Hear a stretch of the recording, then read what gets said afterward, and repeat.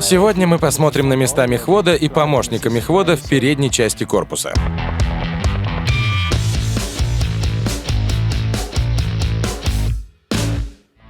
Сиденье мехвода можно двигать вперед и назад на 10 см и вверх или вниз на 25 см. Люк мехвода, называемый в инструкции дверью, откидывается вперед. В нем установлен перископ. Не знаю, почему люк назвали дверью.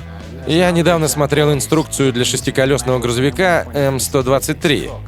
Те, кто постарше, должны помнить, что у машин на двери была ручка, поворачивая которую можно было поднимать или опускать стекло. Мы всегда называли ее оконной ручкой. В армии же она называлась рукоять регулятора дверного стекла. Думаю, кто-то получил за это хорошую оценку на офицерском экзамене. Ну что ж, продолжим. Интерьер отсека мехвода почти такой же, как в М37. Приборная панель практически ничем не отличается. Зажигание и кнопки стартера, отдельные для каждого двигателя, выключатель фар, питание для внутреннего освещения, розетка и так далее. Термометры и тахометры для каждого двигателя отдельно. Один спидометр, 1 амперметр. Рычаги управления с каждой стороны. Ручной тормоз — это обычный стопор. Оттягиваем рычаг насколько сможем, нажимаем кнопку, отпускаем. Ручной или стояночный тормоз установлен. Особенностью является комбинация коробки передач и раздаточной коробки. У коробки передач 3 режима — нейтральный, ход и пониженные передачи.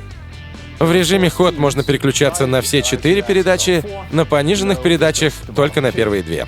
Заднего хода в коробке передач нет. Он включается раздаточной коробкой. Есть нейтральный режим, задний ход, пониженные и повышенные передачи. Раздаточная коробка соединяет мощности обеих трансмиссий через карданный вал, который проходит по центру корпуса и передает крутящий момент на дифференциал, где он разделяется между бортовыми передачами. Еще одной особенностью места мехвода является то, что у него 2 педали. Педаль газа в обычном месте, а вот эта педаль — это не сцепление и не тормоз, так как тормоз здесь. Это педаль нейтральной передачи. Педаль нужна для переключения раздаточной коробки из одного режима в другой. Например, с пониженных оборотов на повышенные или заднего хода на передний.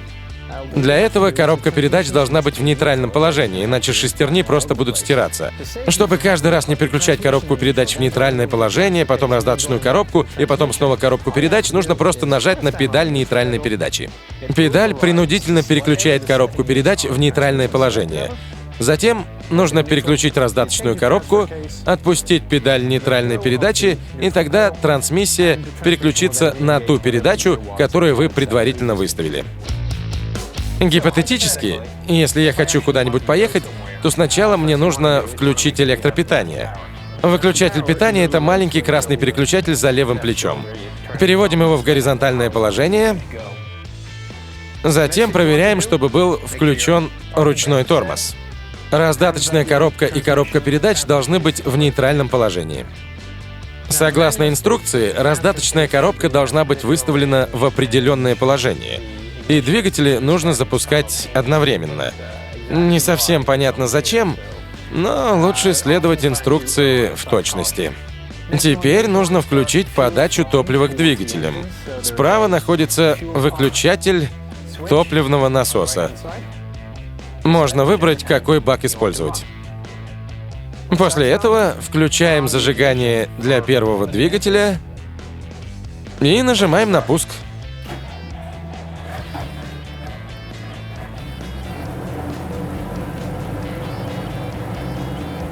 Один двигатель запущен. Теперь запускаем второй.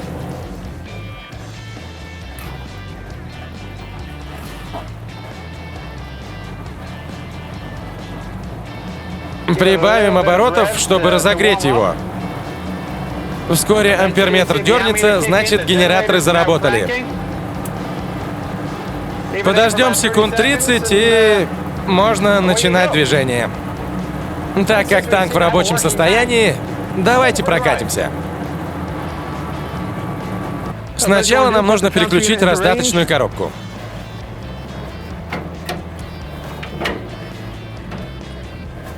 Снимаем с ручного тормоза. Нет, не так. Включаем передачу, снимаем с ручного тормоза. А вот теперь едем.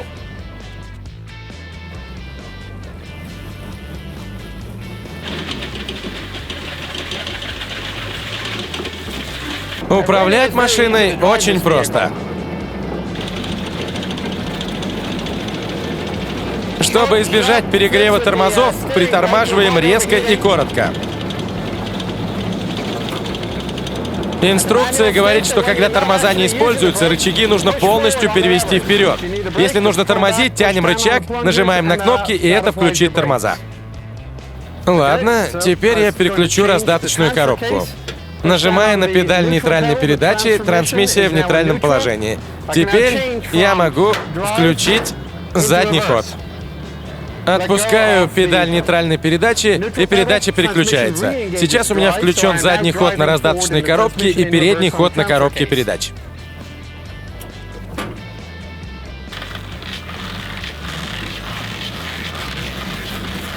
Управление, к счастью, остается таким же.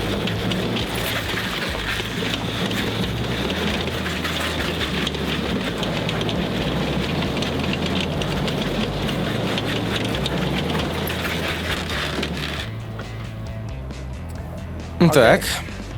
Теперь мы снова поедем вперед. Опять нажимаем педаль нейтральной передачи. Раздаточную коробку переключаем в режим ход. Отпускаем педаль и едем. Нужно сказать, что машина очень тихая.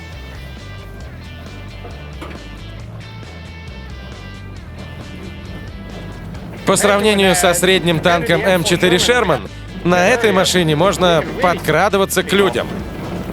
Но вот лошадь справа не очень-то довольна.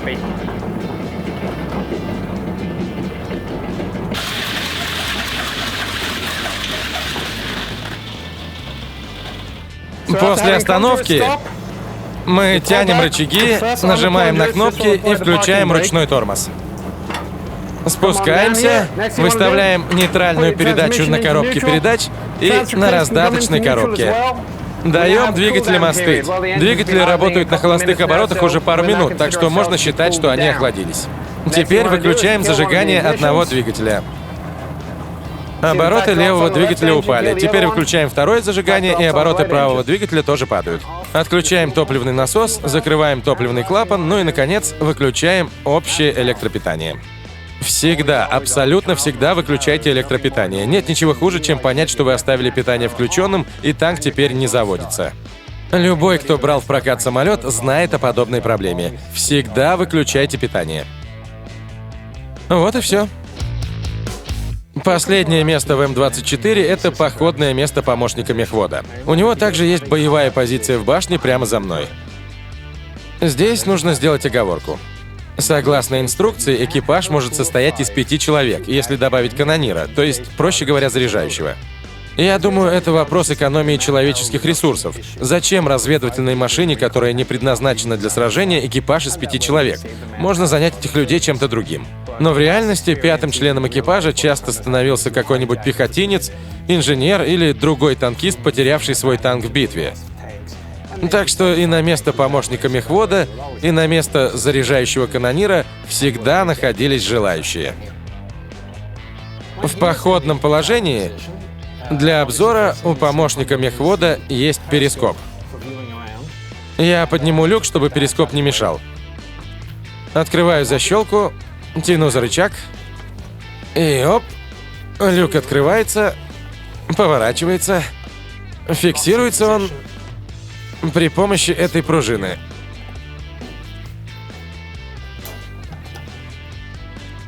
Вот так.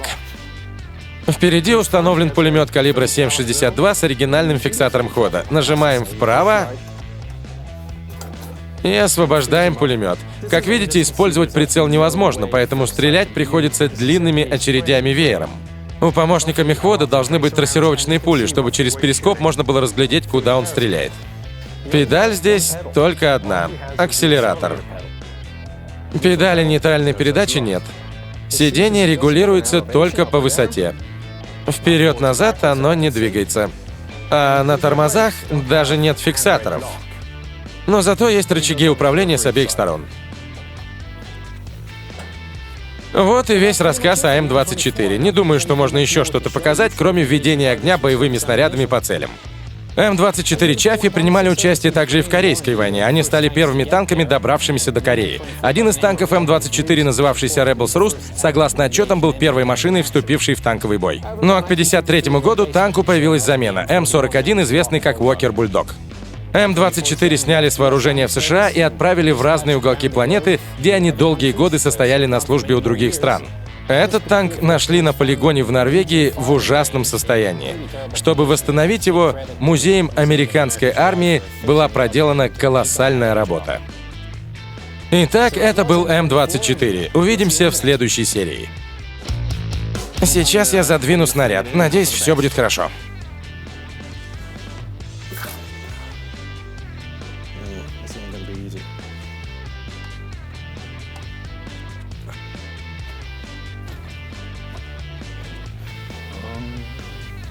И все же я его туда запихну.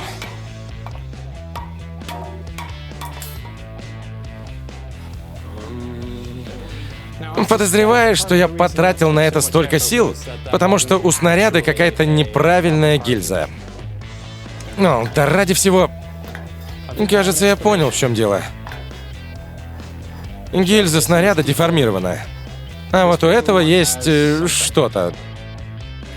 Всегда проверяйте снаряды перед тем, как заряжать орудие. А еще отвечайте на наши вопросы и зарабатывайте золото. И не забудьте посмотреть первую часть, если пропустили. Или откройте плейлист и узнайте, в каких танках мы еще побывали.